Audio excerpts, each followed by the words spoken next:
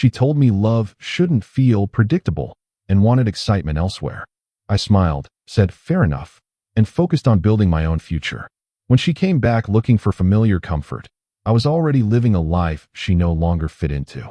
I just feel like love shouldn't be this predictable, you know? She was standing by the window of our apartment, backlit by the evening sun, and I could see she'd already made up her mind before the words left her mouth. I need excitement. Something that makes me feel alive again. I set down the coffee mug I'd been holding and looked at her for a long moment. The woman I'd spent 3 years building a life with was telling me I wasn't enough. Hey viewers, before we move on to the video, please make sure to subscribe to the channel and hit the like button if you want to see more stories like this. I was 29, she was 27, and we'd been living together for 18 months in a decent one-bedroom in the city. So what are you saying exactly? I asked, keeping my voice level. She turned to face me, tucking a strand of dark hair behind her ear in that nervous gesture I'd seen 1,000 times. I think we should take a break. I need to explore what else is out there. See if this is really what I want. I nodded slowly, processing the careful phrasing. Take a break. Explore. See if this is what I want. All the words people use when they've already got someone else in mind, but don't want to be the villain in the story. All right, I said simply. Her eyes widened slightly. All right, that's it. What do you want me to say? You've clearly thought this through. I'm not going to beg you to stay if you don't want to be here. She blinked, and I could see this wasn't going how she'd expected. I thought you'd fight for us. For what we have. I stood up and walked to the kitchen, rinsing out my mug with deliberate movements. What we have is apparently predictable and not exciting enough for you. I can't change that by arguing about it. You're being cold, she said, and there was an edge of frustration in her voice now. I'm being realistic. You want something I can't give you. Fair enough. The silence that followed was heavy with all the things we weren't saying. So that's it. We're just done? She asked finally. That's what you came here to tell me, isn't it? You just expected it to take longer. She opened her mouth, closed it again, then grabbed her jacket from the back of the chair. I'm going to stay at Natalie's for a few days. Give us both some space to think. Sure, I said, not turning around from the sink. I heard her footsteps, the rustle of her grabbing a few things from the bedroom, and then the door closing behind her. The apartment felt larger somehow, emptier in a way that had nothing to do with square footage. I stood there for a while, hands gripping the edge of the counter, and then I did something that surprised even me. I pulled out my phone and started making a list. Not of what I'd lost, but of what I was going to do next. The first week was strange. She texted me a few times, casual messages asking how I was doing, mentioning things she'd forgotten to take. I kept my responses brief and polite. My buddy Connor called on day 3. Heard about you and Vanessa. You doing okay, man? Vanessa. Even hearing her name felt distant now, like it belonged to a different version of my life. Yeah, I'm good. Actually better than I expected. That's the shock talking. Wait till it hits you. But it didn't hit me the way he predicted. Instead, I felt something I hadn't experienced in a long time. Possibility. I'd been coasting for the past year, maybe longer. Working my software engineering job, coming home, watching Netflix with Vanessa, having the same conversations about our days, making the same meals on rotation. She'd called it predictable. She wasn't wrong. But instead of trying to inject artificial excitement into a relationship that one person had already checked out of, I decided to inject it into myself. I signed up for a Brazilian jiu-jitsu class I'd been considering for months. I started going to the climbing gym 3 times a week. I reached out to old friends I'd lost touch with and started actually saying yes to invitations instead of defaulting to staying in. 2 weeks after she left, I got a text from her. Can we talk? I think we ended things too quickly. I stared at the message for a long moment before typing back. I don't think we did. You wanted something different. That's okay. But I miss you. I miss us. You miss the idea of stability. That's not the same thing. She didn't respond to that. I threw myself into a side project I'd been putting off forever, a mobile app idea that had been sitting in my notes for over a year. Started waking up at 5:30 to work on it before my day job.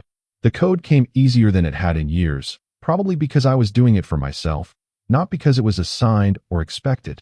By week 4, I'd moved most of her remaining things into boxes and stacked them neatly in the corner. She came by on a Saturday to pick them up. I was in gym clothes, about to head out for a climbing session, when she knocked. Hey, she said when I opened the door. She looked different somehow, though I couldn't pinpoint exactly how. Maybe it was just that I was seeing her with different eyes. Come in. Everything's ready. She stepped inside and glanced at the boxes, then at me. You look good. Different. Thanks. Been staying active. She walked around the apartment slowly, like she was seeing it for the first time. It feels different in here. I'd rearranged some furniture, finally hung up the art prints I'd bought months ago, added some plants. Small changes, but they'd made the space feel like mine. Yeah, I've been making some updates. I can see that. She turned to face me. Can we sit and talk for a minute? Before I take all this. I checked my watch. I've got about 15 minutes before I need to leave. We sat on opposite ends of the couch, the same couch where we'd watched hundreds of hours of television together. I made a mistake, she said quietly. How so? This break. It's not what I thought it would be. The excitement I was looking for. It's hollow. It doesn't mean anything. I nodded, waiting for her to continue. I thought the problem was us being boring, but I realized now that I was bored with myself. And I tried to fix it by blowing up something good. That's a valuable realization, I said carefully. Her eyes brightened with hope. So you understand? We could start over. Do things differently this time. I understand what you're saying, but I don't think getting back together is the right move. The hope drained from her face. Why not? If we both know what went wrong, we can fix it. Because you didn't just flip a switch in me, Vanessa. When you left, you showed me that I'd been coasting too. And I've spent the last month actually building a life I'm excited about. One that doesn't depend on someone else for validation or entertainment. I'm not asking you to depend on me. We could both be better. Together. I shook my head slowly. You wanted excitement elsewhere. I found it in myself. Those are two different paths. She was quiet for a long moment, and I could see her processing this. You seem so different. Harder, maybe. Not harder. Just clearer about what I want. And that doesn't include me. It doesn't include going backward, no. She stood up abruptly, wrapping her arms around herself. This isn't how I thought this would go. I know. But that's kind of the point, isn't it? Things don't always go how we plan. She started loading boxes into her car, and I helped her carry them down. 3 trips. Barely any conversation beyond the logistics of what went where. When the last box was loaded, she turned to me in the parking lot. I really did love you, you know. I know. I loved you too. Past tense seems right though. She flinched slightly at that, then nodded. Take care of yourself, she said. You too. I watched her drive away, and felt nothing but a quiet sense of relief. Connor took me out for drinks that night to celebrate what he called my freedom.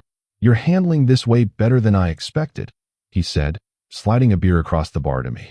It's easier when you realize it was the right thing. She really thought she could just come back and pick up where you left off.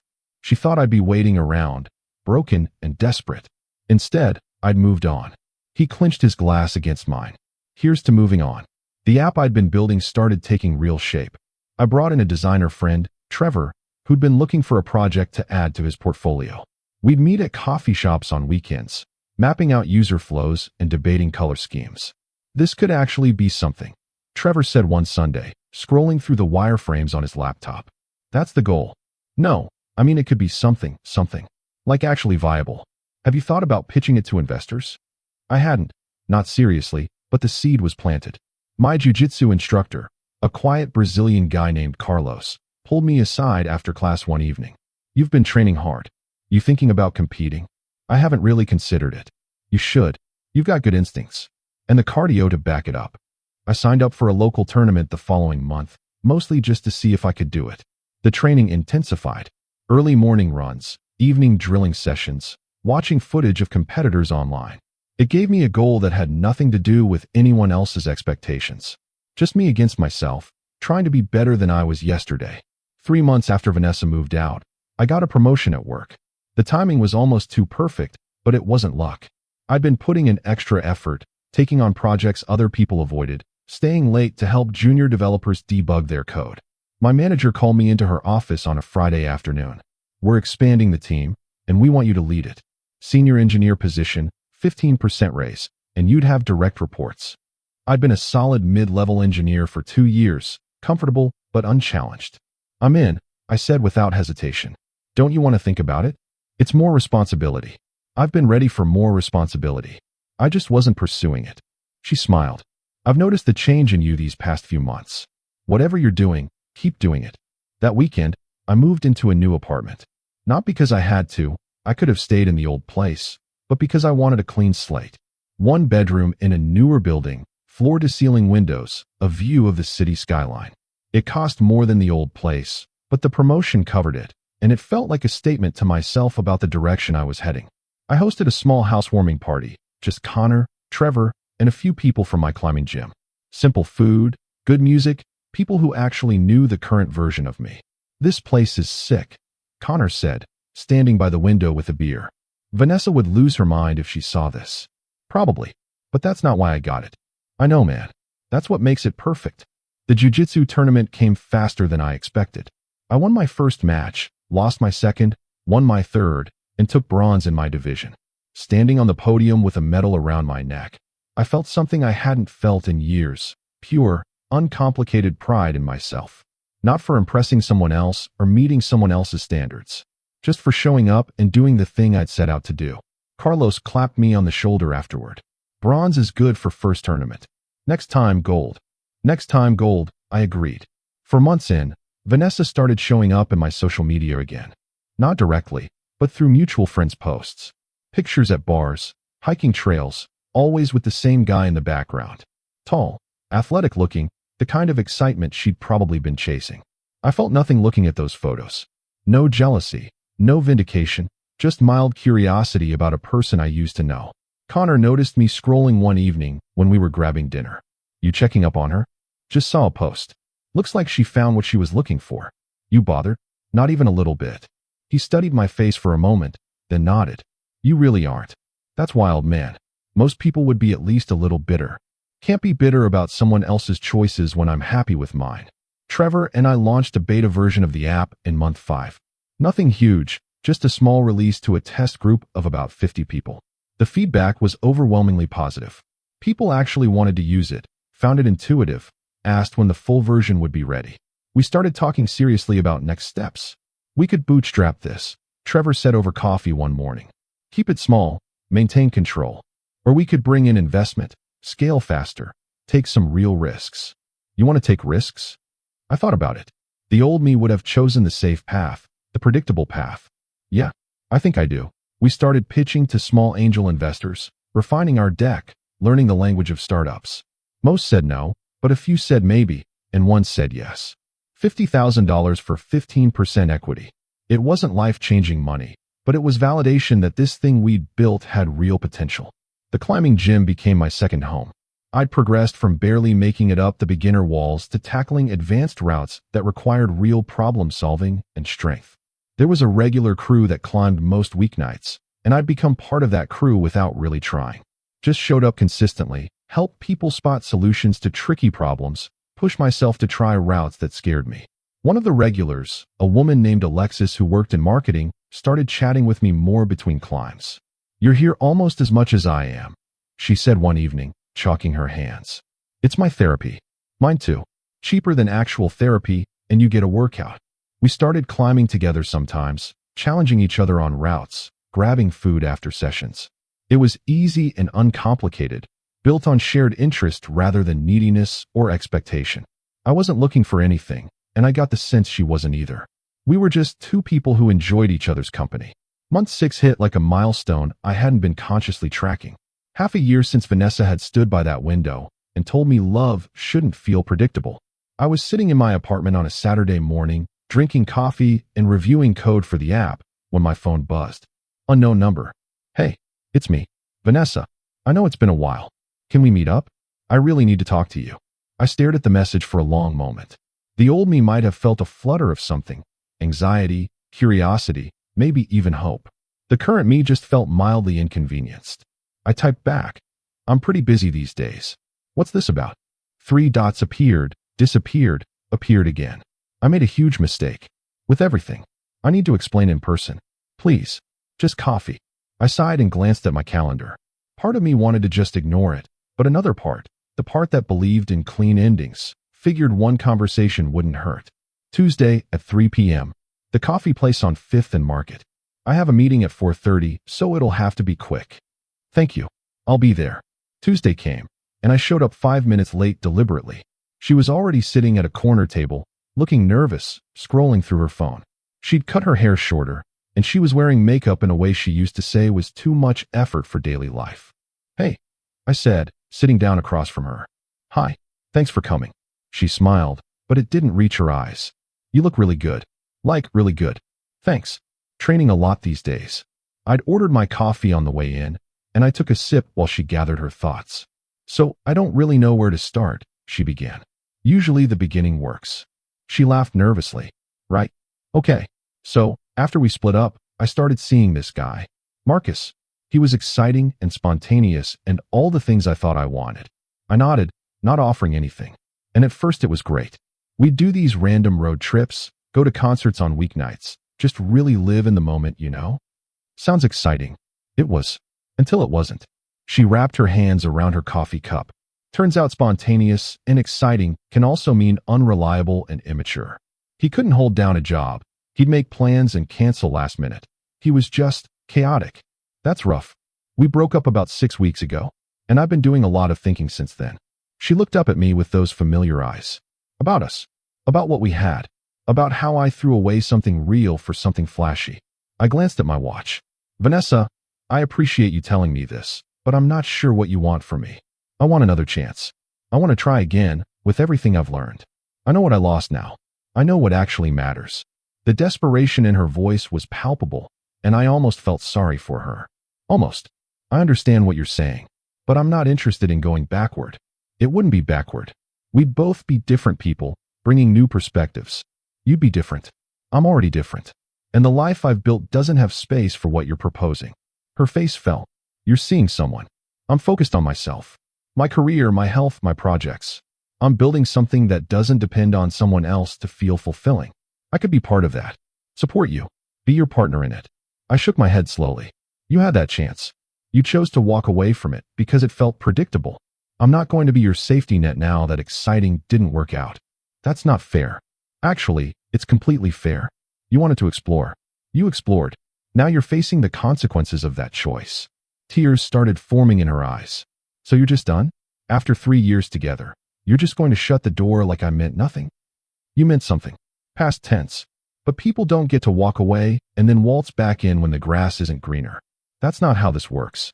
You've become so cold. I stood up, leaving cash on the table for my coffee. I've become clear about my worth. There's a difference. I hope you figure out what you're actually looking for, Vanessa. But you're not going to find it with me. I walked out before she could respond, and I didn't look back. My phone buzzed twice on the walk to my car, but I didn't check it. The meeting I'd mentioned was real, a follow-up with the angel investor who'd funded our app. He wanted to discuss the next funding round and had introduced us to a venture capital firm that was interested. I walked into that conference room with my head clear and my pitch sharp. We walked out with a term sheet for $500,000. Trevor and I celebrated that night, just the two of us, at a nice steakhouse downtown.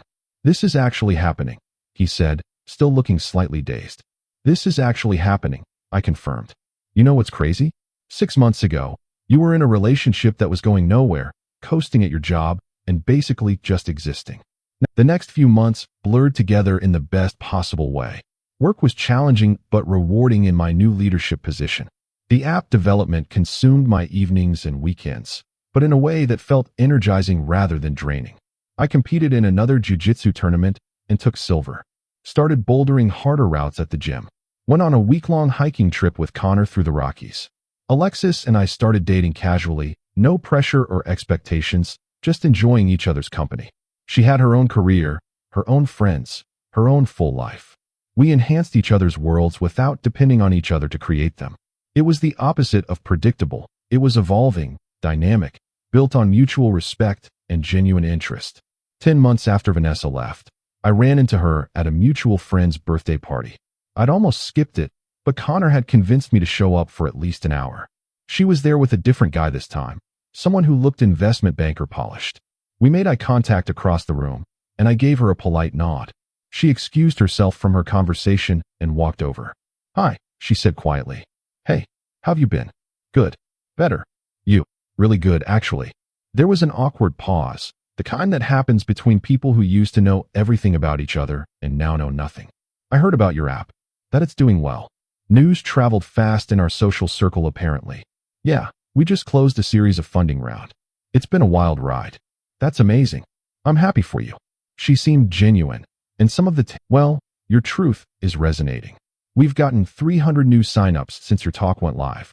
That night, I sat in my apartment, the one with the skyline view, and reflected on the year.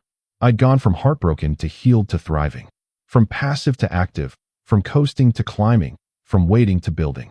Vanessa had been right about one thing. Love shouldn't feel predictable, but she'd been wrong about where to find excitement. It wasn't in other people or new relationships or spontaneous chaos. It was in challenging yourself, in building things that scared you, in becoming the version of yourself you'd always wanted to be.